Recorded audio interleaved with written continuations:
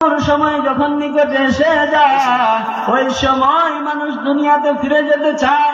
আল্লাহ তাআলা বলেন ওই সময় ওই বান্দা আল্লাহকে ডেকে ডেকে বলেন, ওগো আল্লাহ,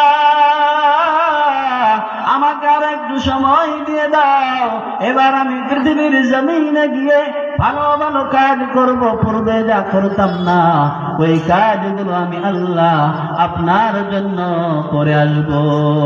কিন্তু আল্লাহ তাআলা বলেন, কাল্লা, কখনোই না, কখনোই না, তোমাকে আর দ্বিতীয়বার সুযোগ দেওয়া হবে না।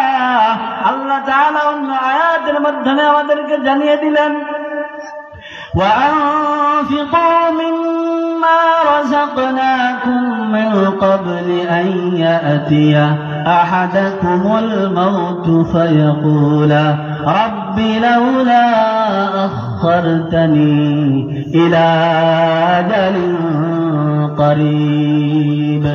আল্লাহ তাবারাক ওয়া তাআলা বলেন, আমি যে সম্পত্তি তোমাদেরকে দান করলাম এই সম্পত্তি থেকে তোমরা আল্লাহর রাস্তায় ব্যয় করো, আর তোমাদের মৃত্যু তোমাদের নিকটে আসার পূর্বেই তোমাদের দান করতে হবে।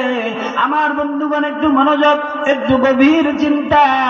আল্লাহ তাআলা বলেন, মানুষের যখন মৃত্যুর সময় হয়ে যাবে ওই সময় মানুষ আল্লাহকে ডেকে ডেকে বলবেন, আল্লাহ, আমাদেরকে আর একটু সময় দিয়ে দাও, আমরা পৃথিবীর জমিনে গিয়ে দান করব, সাদকা করব, সাদকা করার পর, দান করার পর আমরা সালেহ নেক মানুষের অন্তর্ভুক্ত হয়ে যাব।